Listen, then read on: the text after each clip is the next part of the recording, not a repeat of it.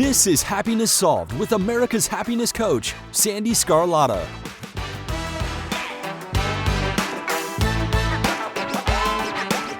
Hello, everyone, and welcome to today's episode. I am so happy you're here.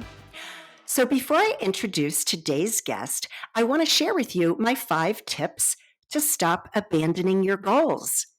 Here we are, January 2022. It's always the time of year where a lot of people decide they're going to lose weight, get in shape, and they set their New Year's resolutions. But did you know that studies show that by mid-February, 80% of people give up on those goals? That number is astounding. So I want to share these tips with you. And by the way, if you're listening to this later in the year, just know that you don't have to, set your goals in January. You can set goals anytime during the year, and I encourage you to do so. So my first tip is to make sure that you have a detailed plan. I like to use the acronym SMART. So you want to make sure your goals are specific, measurable, achievable, realistic, and timely.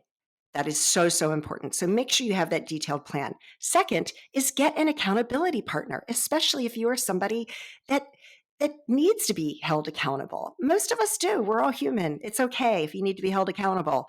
Find somebody that you can trust and is going to call you out and be like, hey, you didn't check in with me today. What's going on? So make sure you get that accountability partner. Third is attach your emotions to the goal. This is so important because the way that you manifest anything into your reality is the feeling that you want, the feeling that it brings. So I encourage everyone, and again, you can do this anytime throughout the year, is write yourself a letter. And write the letter to your future self and date it 1 year from today. And write the letter to yourself stating all of the amazing things that you accomplished, but more importantly, how amazing it felt. That is the key. It's the feelings that help you to achieve your goals. The feelings is what brings things into reality for you. Fourth, there's many apps out there that will help you keep on track. I use Way of Life. There's about, at the time of this recording, there's probably about 5, maybe more. So you can use an app that'll help you to stay on track, or just simply set an alarm on your phone to remind you to take action toward whatever that goal is you're trying to achieve. Lastly, celebrate your wins. This is so important because every small step that you take toward achieving your goals needs to be celebrated. Now, the most important thing that I want to emphasize today is if you have a setback, it's okay. Please don't beat yourself up. Talk to yourself like you're speaking to a child that is upset. If you are talking to a child that is upset, you're going to be gentle, you're going to be compassionate. So please be gentle and compassionate with yourself.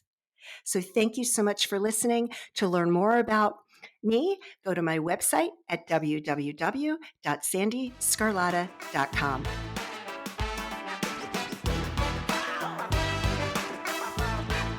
So here we are at the beginning of Valentine's Day weekend 2022, and I thought that this interview would be the perfect one to release today for all of those out there looking for love. So today's guest is Hunt Ethridge. Hunt is an award-winning dating and relationship expert with over 15 years of experience helping people become the best, most dateable versions of themselves. While the focus of his coaching is on making someone empirically more dateable, the lessons learned translate very easily into personal and professional lives. The emphasis is on confidence building, leadership, image and style, conversation skills, reconnecting with fun, and much more. He has founded 3 dating companies, including the International Dating Coach Association, which serves to educate and certify dating coaches and has members all across the globe. He has been featured collectively and individually on CNN, ABC, NBC, Fox, Vanity Fair, The Wall Street Journal, New York Times, New York Post, Maxim, Huffington Post, and much more. He is considered one of the top in his field and is consistently called upon for insight, collaboration, and speaking engagements. He was voted the #1 male dating expert in the country at the 2016 U.S. Dating Awards. There is so much information during this interview, you definitely don't want to miss it. And happy Valentine's Day, everyone.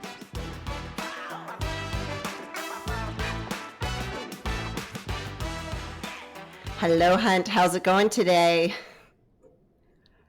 Hi, I'm so glad to be here. It's been so long since we've had a chance to sit down and I chat. know. I know. My gosh, can you believe it's already been a couple of months since we were in New York?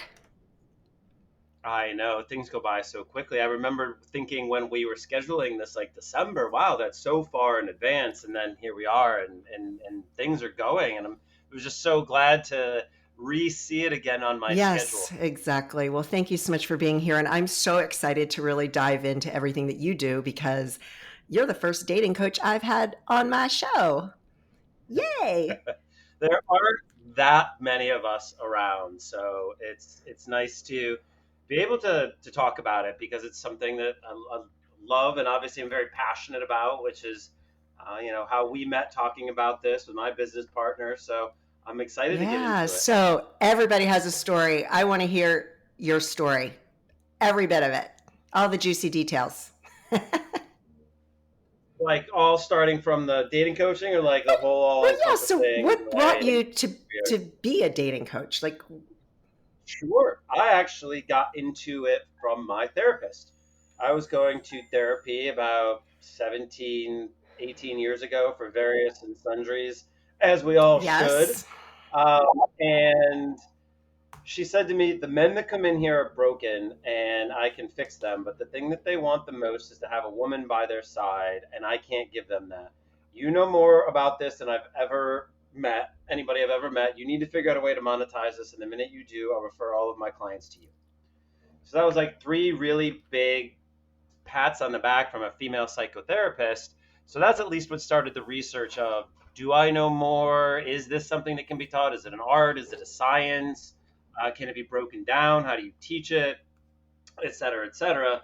And at that point, there really was, this was in, the early aughts, if we're early 2000s, I'm not really sure if we've agreed on what we're calling that particular decade, but there weren't a lot of resources like that around. So kind of had to invent things as I went. And now that I've been doing it for more than 15 years, it's been wonderful to see the trends and the broader scope and ability for people to find dates. It's increased so many things and obviously made it a lot harder in other ways if we talk to single folks out there about what the swipe culture is like or things like that as well. But I love what I do because every single person I talk to has some sort of experience in it, and even no experience is experience. And so I just love the fact that wherever I go, I can chat about this to almost everyone I yeah, meet. yeah, I'm sure you can. So, a prospective client comes to you. What is the first things that you talk about with them? Because I'm sure for people listening that haven't, myself included, who've never gone to a dating coach, and I'm remarried, so I have no reason to at this point in my life. Hopefully, I won't ever again. Um, so, but I'm sure that that's kind of something that they would want to know. Like, well, what are they going to ask me? Like, how deep That's do it. we? That's it. Yeah, how deep do Usually we dive? that's a lot of that first questioning is like, so I don't know what you do really. So can you tell me about that? Or can you tell me about my situation? And like, yes, of course. Understandably so. One of my long-term goals is to make this industry, matchmaking, dating coaching, the love industry, much more transparent so that the average consumer does understand what's going on, does understand the process, knows how not to get scammed, and knows who knows their salt, is worth their salt. So I usually get, what is this? And to that, they basically, or at least my approach is like, my job is to turn you into the best version of you. The way I look at it is we all could use polish. You, me, it's human nature polish. It's relationships, human nature relationships polish that we could all use to brush ourselves up. And I don't want to turn a person into a me, whether it's male or female, or turn a person into some idealized version of themselves, James Bond or Cleopatra or whatever those things may be. It's to find what already exists and to bring that out and let it flower and grow. So it's a lot of stuff like conversation, confidence building, reconnecting with fun, storytelling, uh, how to approach well, how to be approachable, where to go, how to lead the conversation to places you want to go, transition, all sorts of fun stuff that's really just more how to communicate what you want effectively to anybody. It's almost the same skill set as sales or networking. It's learning people and understanding what they want and how to give it to them, and how to find the commonality and bonds that you have, and ultimately how to make them happy. I love that.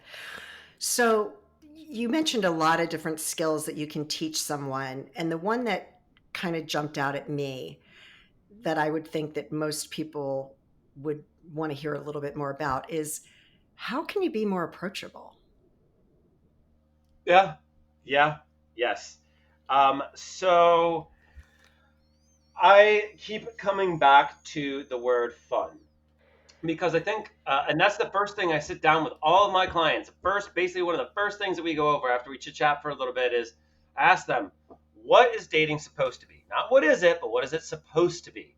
Well, it's a meeting of this or this. Like, no, fun. That's it. It's supposed to be fun. Doesn't mean it is all of the time, and I understand that. But the point is, it's supposed to be fun.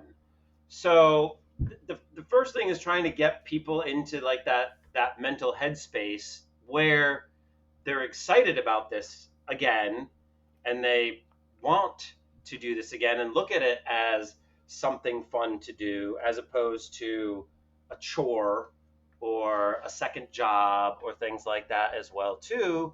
So I realized I got a little tangential there. What was your original question? I can circle back to.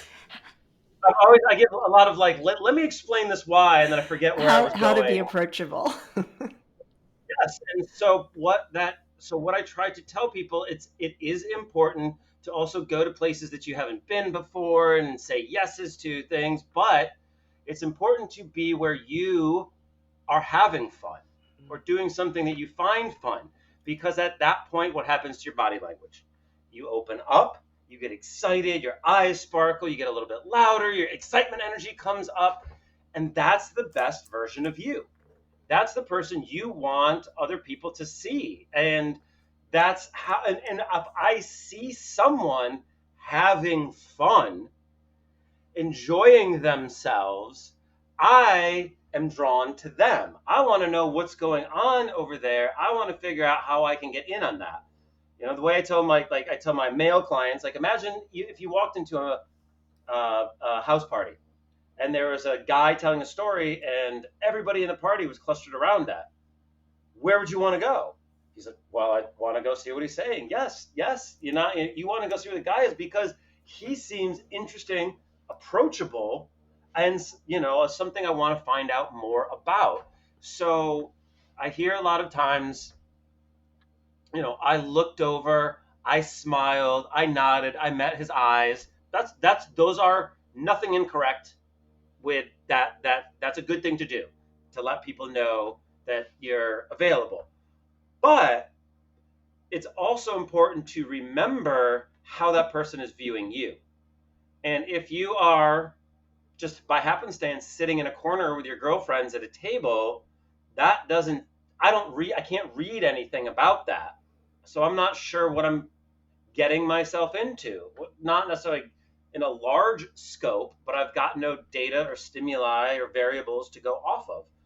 But if I see someone, that is something I can latch on to, find those commonalities, or chatting with some people, or shooting darts, or they're at a meetup or an antique fair, or things, whatever it is that they find fun, that is going to make you have that good energy that makes people want to approach you. It seems sometimes counterintuitive a little bit, and we shouldn't give up. We should definitely be pushing ourselves into new places and areas to grow and to put ourselves in different situations. But we also need to remind ourselves how important it is to please ourselves, to congratulate ourselves, to put us in places where we're having fun. Because not only, again, is it getting back to that body language and the people seeing you and being drawn to you there, but if someone asks you, what did you do this weekend? Oh, I did that thing I love. I made kites. Reminded me of my childhood in San Juan. I now want to know more about you. I'm going to approach you a little bit more. Tell me more. And so I say, in order to be, and I'm sure I'm not the first person to say this, but in order to be interesting, one needs to be interested in something. Yes. And that's what's going to make me want to find out, approach. So if I see you at a neutral event, let's say a bar, and I don't have a lot of context, I don't know much to go on. But if I see you in an event or a meetup or a sports event or whatever it is that you are having fun at, not only do I see you at your best, but I understand the type of person you are because I am there also. And that's going to make it much more likely for me to approach you. Love it. And I always talk about, we all have an energy field that's around us. And that energy field is emitting, our feelings, whether they be positive, neutral, negative. And it's like when somebody walks in the room and they're really angry, like you can see it in their face, you can tell it in their body language, but what's really happening is you're feeling it. You're feeling that. And many times people don't even realize that. And the same is true, like you said, when somebody walks in the room and they're really happy and that they're emitting those positive energy waves, and people want to talk to that person. They want to talk to you because they feel it. 100%. I'm literally talking about ripples and waves of energy myself, and I do it too. It's been proven by science that emotions are contagious, usually by and I hate this phrase, but I don't know another way to do it, the more alpha of the person, the stronger willed, if you will. And we all know that experience, right? Like you all have that Debbie Downer friend sometimes that walks in and just womp, womp, womp, brings the energy down. And likewise, we have that annoyingly happy friend. I'm that guy. Hey guys, what's going on? Like nothing. I had a bad day. Oh, looks like we're getting chili cheese fries. And because also we know we transfer some of our energy onto them, and we can bring that up. And so, absolutely, it's not even just about treating the individual across from you well and making them feel good, the object of your affection, if you will. But when you can do that to an entire room easily with the same skill set, now you've created a whole bunch of people that think positively of you. And if you are single, have created a bunch of allies. So even if you're at that knitting circle or woodworking group or sports event, there isn't that you love and are having fun at, and there isn't someone in that immediate circle that you wanted to date, all of the people there have coworkers and friends and families, and they'll be like, I met this really amazing, vibrant girl named Sandee, and she's just so fun, and I really think you should meet her. So, you create by tapping into your own fun and positivity, you can create a whole set of allies that want to see you succeed as well. And I was just thinking, like for anybody out there who is kind of more on the Debbie Downer side, or, maybe you had a bad day and that you have to go to this event, is there like a pre-game thing that people should, like a routine that they should incorporate so that when they show up, they're showing up as that best version of yourself? Like, some people before they, athletes especially, right? Before they go out in a game, they're listening to their favorite music and, they're getting into that vibe because it's bringing their energy up. Totally. To quote the famous poet Jimmy Buffett, changes in latitude, changes in attitude. But basically when you change your mindset, you change your location, you change something external, it changes something internal. In script writing, we say the exterior world mirrors the interior world. Meaning if it's a dark and stormy night, we sort of know what's going to happen. Likewise, we do the exterior world mirrors the interior world for us as well. If you see a man in a red suit or a woman in a red dress, are they shy?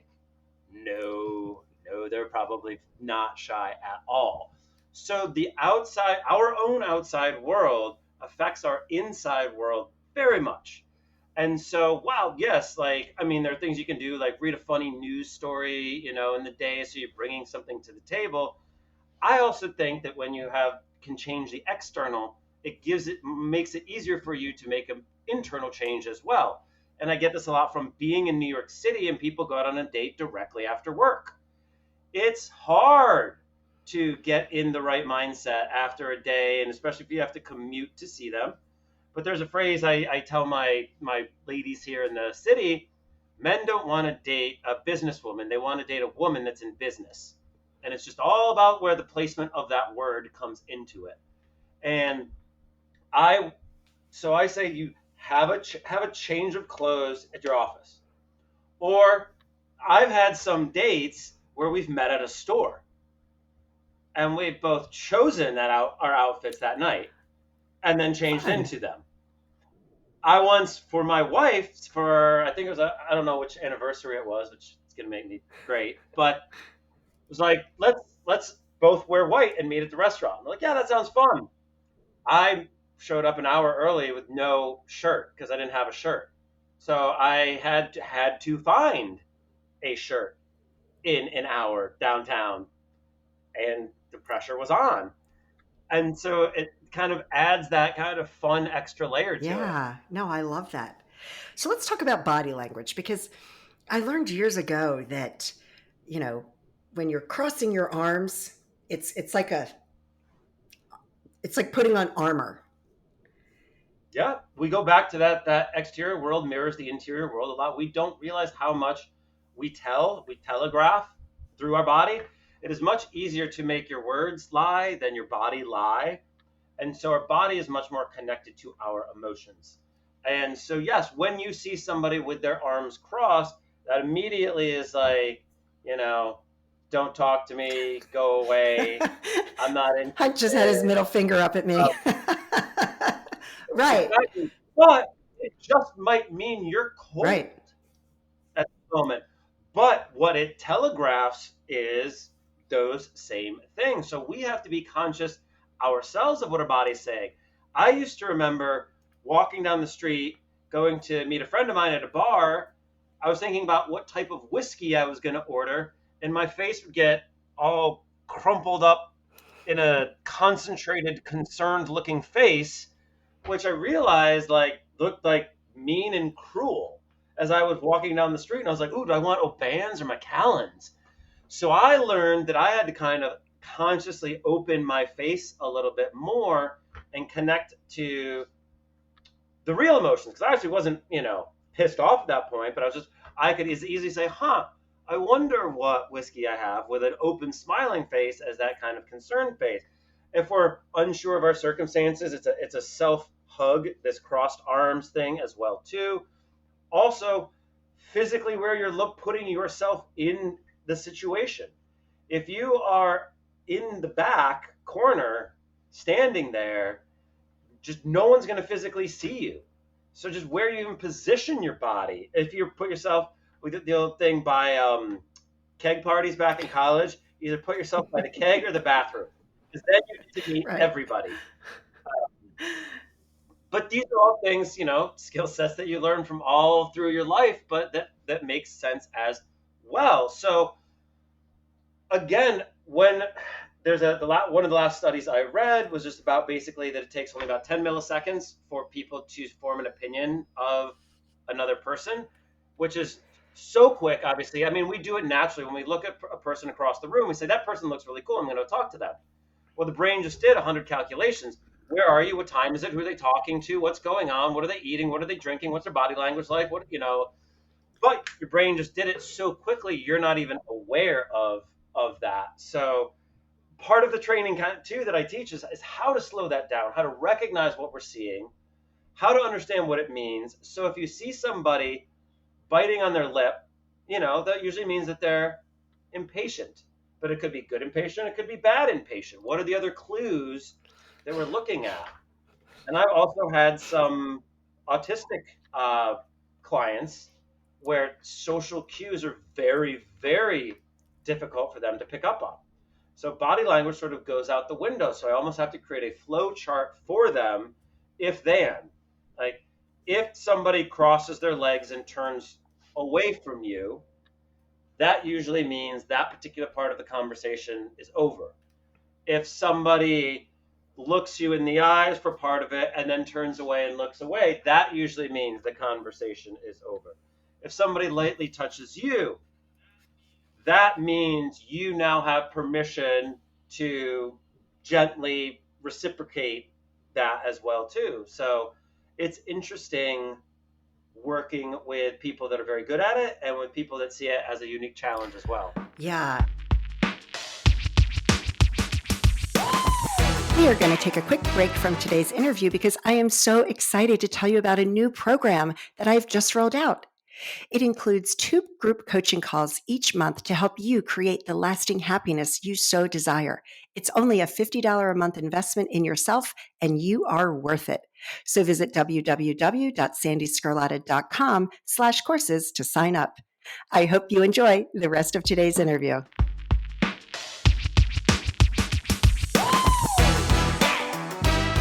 And when you just brought up somebody that's autistic, they obviously want to date as well. And those social cues are extremely hard for somebody, for many people that have autism. Now, in the beginning, you talked about trends. What are some of the trends? And I'm sure it's changed due to COVID.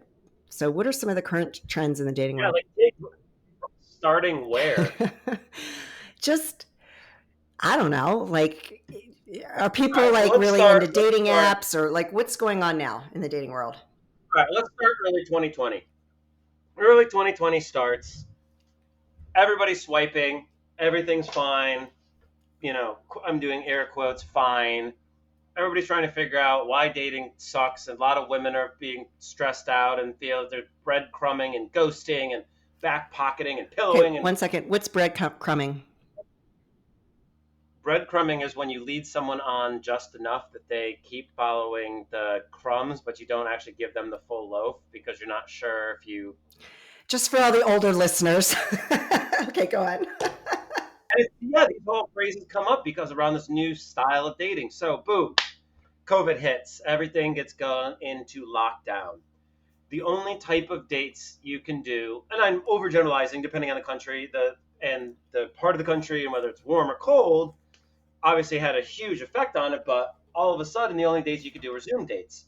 So all the flashiness of dating, the fancy cars or restaurants or cool places or VIP lists or even your fancy clothes and makeup got thrown away, and it just was brought down to its core of personality, and how you responded to that other person, your core of who you were.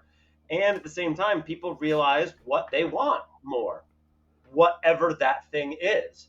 Whether it's, I didn't have enough sex and I want to get out of this and have more sex, or whether it's, I realize that being lonely sucks and I want someone next to me. Regardless of what it is, I think everyone figured out a little more of their core values during this time.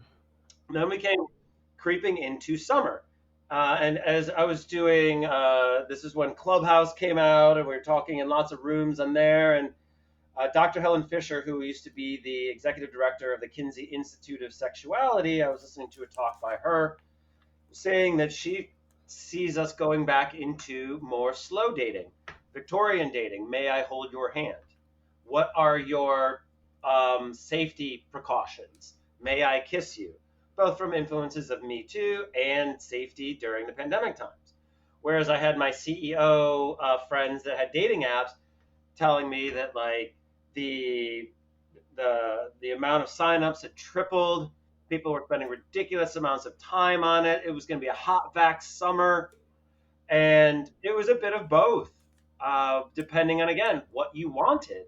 I don't think it was as hot and vaxy as a lot of people wanted, because that was right when Delta came out and just kind of got a little bit crazier. But now everyone in our industry is basically slammed with business because 4 main reasons. One, our social muscles have atrophied, and it's much harder to meet someone now in any sort of a way. So we need to put more weight on every meeting, yet our muscles aren't as stretched as they used to. Number 2, we don't know, or we have realized that, or a lot of people have realized that they're lonely during this time and that they want to find someone, and again, don't have any idea how to find someone, let alone a great one. And then they've had the that sort of like, if you will, the come to Jesus moment of wants versus needs, and what is important to me, and what do I value. And then the last one is, everyone went through a war. We went through trauma. And when you go through personal trauma, collective trauma, excuse me, one thing that it does, and people that you know die, or that you know die, many studies have shown that increases libido, makes you more focused on life, and lets you know that we could all literally die tomorrow.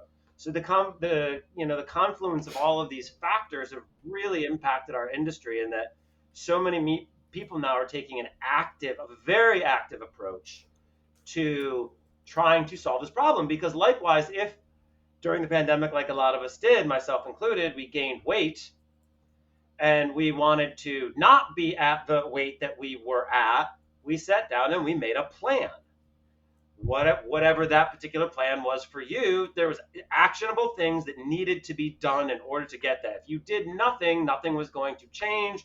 So you needed to affect some great change and probably be uncomfortable during that.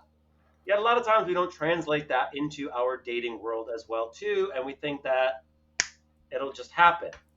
So I like the fact that so many people during this COVID time took this as a time to say, as long as I'm locked in here, let me use this time to brush up on skill sets that I've been feeling have been falling by the wayside, or that I've really never given a chance to explore in depth. And it's a boom time for the industry, which I think is great, because as you met my business partner, Carmelia, one of the businesses that we're forming is to teach other people how also to be coaches and matchmakers, because I think people are realizing that life is uncertain, and we go to so many other niche experts, whether it's Uber Eats or a matchmaker, to get to save us time and to make our lives happier, and that people are realizing that they can do this in other aspects of their life as well. So you're training people how to be dating coaches. Yeah, exactly. Because, well, there's the one side, it's like, oh, I once hooked up two of my friends in high school. I could definitely be a dating coach. Like, definitely. But at the same time, it's something that can be done in conjunction with a lot of things like life coaching, therapy, therapists, and at the same time, you're bringing more light and love into the world. And that's a pretty cool thing to be able to do, to affect change in such a way that it could affect someone's forever happiness. And I think that's a powerful and awesome thing to be able to do. No kidding. All right. So how often do people come to you with questions about sex? I mean, do they ask you for advice? In one way. Or what are some of the common questions that people come to you with? Let me tell you, one of the only two people to have walked out in 15, 16 years, and happily so. He was a 50 to 60-year-old Austrian composer that had just moved to New York City. And I'm sure in Austria, composers are maybe a little bit higher on the food chain than they are in America. But like, he comes down to me in the first meeting, he sits down, he's like, okay, now, do I need to shave off all of my body hair, and where do I buy condoms? And it's like, oh my God, I didn't need this visual right now, bro. Okay, let's just back up a sec, broski. Yeah, he was just in it not for the right reasons, basically. When I called him out on it like a session or two later, he just got all affronted because nobody ever talks to me like that. Yeah, whatever. But I honestly think the biggest thing is that people don't ask me enough about it. Not about necessarily how to do it, but how matching libidos or unmatched libidos can play a huge role in a relationship. That if not addressed can lead to a lot of resentment or issues in a relationship as well too.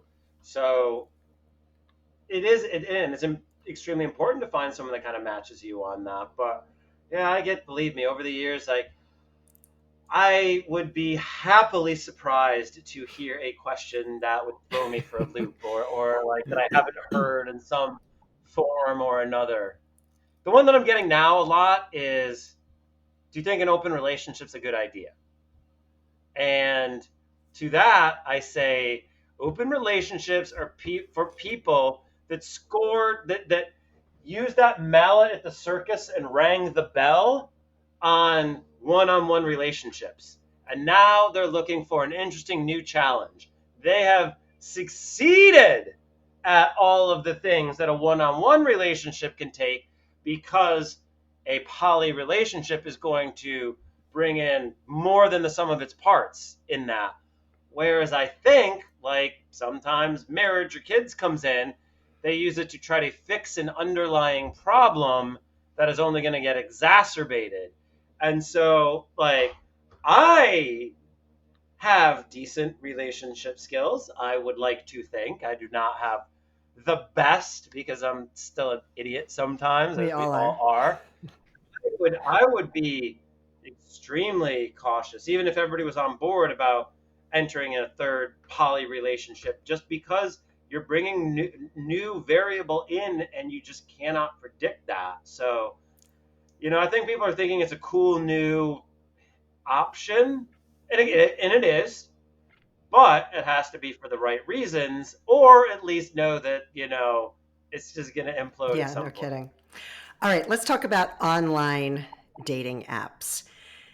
What is the best advice you can give somebody for writing a good intro or summary about themselves? Because I'm sure that's like the biggest thing that people, I know when I was in the dating world, it was back in 2011, 2012. That was the hardest part about online dating. Was like, I'm writing about myself. Like, should you ask somebody else to describe you? Because we're going to say a lot, probably better things about ourselves than maybe what other people may see, right? Because you have the outside version looking in. We're our own worst critic. Yeah. It's hard for us to talk about ourselves or brag. And that kind of leads me back to another question, and remind me about this question, because it will lead somewhere. But like you asked about the trends too, pre-online dating, knowing how to present yourself in person was one skill set.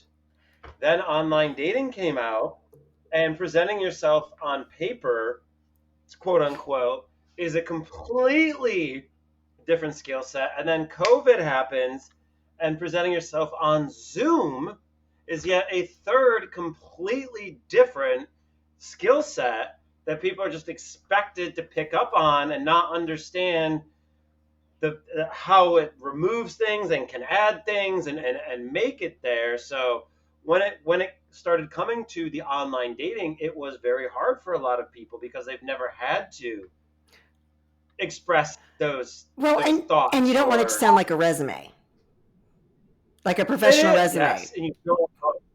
So for me, the quickest thing, the easiest thing I say for people is never list, always describe. Because listing is logical and describing is emotional.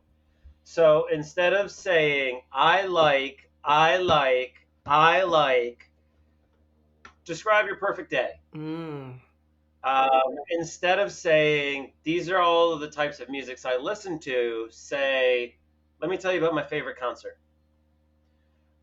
Instead of saying, listing all the books you've read, this is the last book that had a really meaningful impact on me.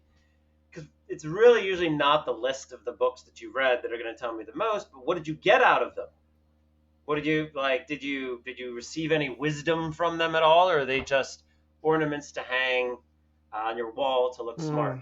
I do have a few of those. I am meaning to read them, but I do have a few of them. I love that, because you want to tap into your emotional side, right? Yes, and when it comes to the first meeting, and I want to hammer this home as much as I can to any listeners out there. Our first meetings are so important, whether it's business networking, relationships, friend groups, parent groups for those of us with kids. And what are the normal getting to know you questions? What do you do? Where are you from? Where do you live? Are those your kids? et cetera, et cetera. These are all logical questions that we ask each other. And to use Einstein's definition of insanity here, we keep continuing to ask each other logical questions and expect an emotional result. So what we need to do is start asking each other emotional questions, such as, instead of saying, what are you doing this weekend? Say, what are you looking forward to the most this weekend?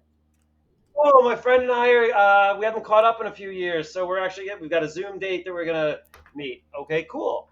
Instead of saying, what's your favorite food? Say, what was the best meal you ever ate? Oh man, there's this one time I was in Thailand, and even if you can do this in your day to day, how was your day? Like what was the part of the day that made you smile? I literally ask my daughter that almost every night as I'm putting her to bed. Reinforcing memories and things like that as well too. But we, as humans, Sandee, have you had wonderful and amazing things happen to you in your life? Oh, all the time. Yeah. Do most people ask No, you about never. them?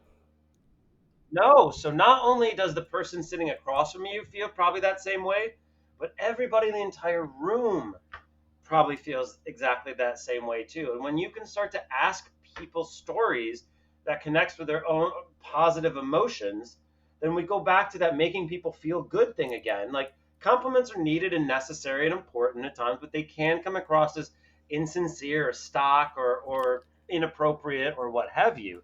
But if you can make someone feel good about themselves, that's when you start to get into the real magic of it. For instance, even at a business networking thing, you meet someone, instead of saying, what do you do? Traditional, classic, logical question everybody hates. Oh, so what was your best moment of Q4? Or what was your most proud accomplishment this season? Or what achievement did you guys really crush this year? So because you are giving them the ability to feel pride, which is one of the strongest positive human emotions that there is. And we as a society, rightfully so, don't necessarily condone bragging. But if you are the person that is able to ask the question that allows that person to answer, feel good, and feel pride about themselves, then you are the type of person that is going to draw people to you and make people want to search you out. And it makes me think of that famous Maya Angelou quote. People will forget who I can't remember. They'll forget your name. They forget what you do, but they will never forget how you made them feel. Yep. People will forget what you say, but they will never forget how you made them feel. Yeah. Well, you and I ran into each other on one random meeting, and here we are as well too. I never know what each meeting is, and I think from the small bits that you met of me, realize I am a fun individual. I like to have fun, and I believe that you can learn so much about everyone and through everyone. And so the more people you interact with, the better your chances. There's a phrase that I use: luck favors the prepared mind. And same thing is with chemistry. And the more you're out there, the more you're prepared, the more you're interacting with people, the more balls are bouncing off of each other, the more probability you have that luck or chemistry is going to find you. Yes. So before we started recording, you talked about how you are on a mission to connect with someone with every country in the world. Tell me about that. So for a few years, one of my favorite shows was any of the Anthony Bourdain shows. Loved his narration style, and obviously we all thought he had the best job on the planet. And goes to show you, we just never know what's going on in the interior. But what I had envisioned was a TV show where we would explore the world, and instead of looking at their culture through the lens of food, we'd look at through the lens of dating, love, and relationships. Because how those go are going to be a mirror of one's own culture and society. So I had some friends that were floating it around as a TV show idea to some producers and production houses and stuff. And then wham, bam, COVID happened again as well. And knew that easy international travel was probably off the menu for the next 5 years. So like many things, if not now, when, if not me, who, just figured let's just start it from my basement. And over the courses of the interviews, I will get better technical equipment.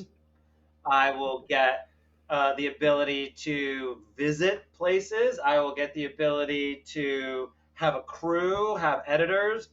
But I figured that this was a good time as any to call it my quest for advice, because I want to find out what makes us human. What are the similarities that we all have across all nations and cultures when it comes to relationships? What are the differences? What is biological? What is psychological? What is cultural?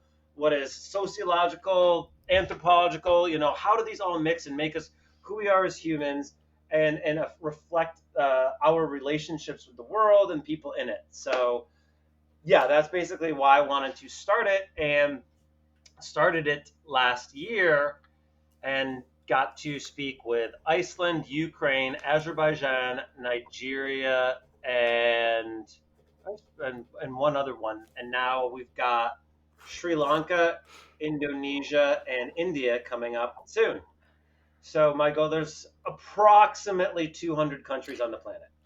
So my goal is to be the first person on the planet that has spoken to one person in every country on the planet about what dating and mating and relationships are like in their area.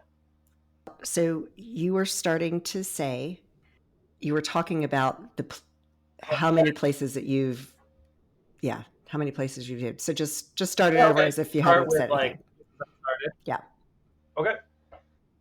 So when I decided to start my quest for advice, I reached out to my international friends and started with Iceland, Ukraine, Greece, Azerbaijan, and Nigeria, because I wanted to start in places that people wouldn't necessarily know what the dating culture was like in those areas.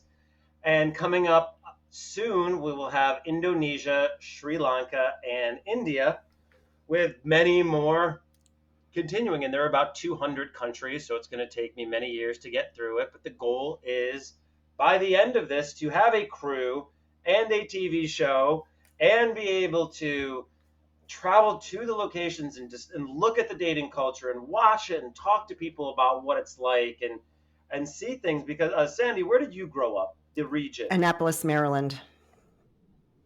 So I assume around the DC Metro area, yep. dating DC, has Baltimore. different tone than it does in Clearwater Beach, Florida. Yep, for sure. Than it does in Portland, Oregon. Than it does in Salt Lake City, Utah, or Key West. So even within the U.S., there's so many regional differences. I really wanted to see how that breaks down across the globe and across our entire species. I love it. That's incredible. What an incredible goal. And I wrote down, you need to write a book. You can compile all of this into a book as well. Right now I'm in like the data mining part of it, like, 'cause the same thing too, like I'll do these interviews and they'll be like an hour and a half interviews. Like I could either post it up right now and have it exist, or spend the next 6 months editing it, and getting it perfect, which is never going to be perfect. So right now, and also I think, well, for me, I'm always the one to show my scars or do whatever right off the bat too. And I think in the era of COVID and Zoom, that people are much more forgiving about the way the medium is presented to them. So I thought I would take advantage of it as well too, and just start gathering once I get about 10 to 12 countries down, I will probably do something similar to you, hire myself a sound editor, get it cut up, put it in a 25-minute episode podcast, 25-minute episode YouTube shows. Then after 20, package those 20 into its own 1 hour thing, and then just kind of keep doing that as we go along, and see what happens. I love it. I think it sounds amazing. So Hunt, is there anything else that you'd like to share with the audience today that we haven't already talked about? I just want to let people know, one, that dating is a skill set. And like any skills, the more you practice it, the better that you get.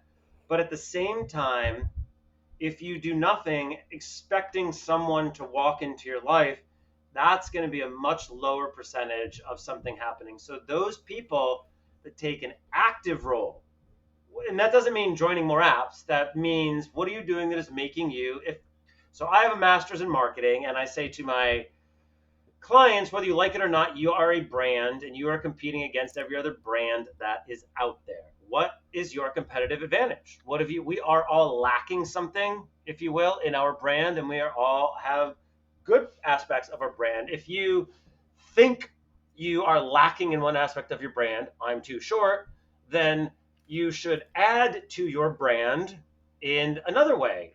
I will become a really good storyteller. I'm going to go to Toastmasters.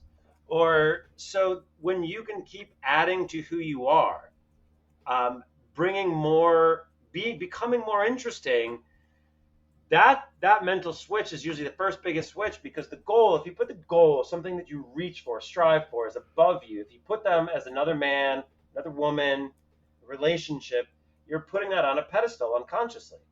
And if that person turns around and looks down at you, that's not the person they want to be with, because they're busy looking up at someone else. And this circles back to that whole thing. The goal of this is to become the prize that draws people to you. Because even if you're going after something that you want, you can accidentally come across as chasing or needy or desperate, even though it's just a wonderful desire to find a partner. But when you can help focus that energy on becoming this interesting person, then it starts fueling those ripples of positivity and happiness and good energy, which starts coming back to you in ways that you can never imagine. I love it. I love it. Hunt, you've got so many amazing things going on, and this was so amazing. And we went over the time, but it's okay, because I feel like this is a message that needs to get out there, and people really need to hear everything you had to say. Oh, I knew we'd go over time. That one of my strengths and weaknesses is my ability to talk. This was awesome. It was awesome. Thank you so much. I love being here.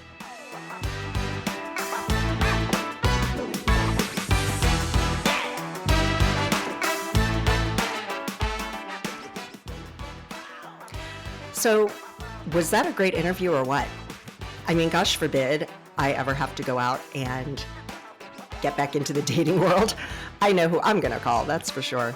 So I hope you learned something that you can apply to your life. If you want to learn more about Hunt, you can go to his website, which is www.huntforadvice.com. So thank you so much for joining me today. You can learn more about me at sandeescarlatta.com. Please visit our Happiness Solved podcast page at www.happinesssolved.com. And if you like the content you're hearing, please leave me a review. I would really appreciate it. So I hope you have a wonderful Valentine's Day with somebody special in your life. And as always, I hope that you and your family are safe and healthy, and that your lives are filled with peace, joy, happiness, and lots of love. Take care, everyone.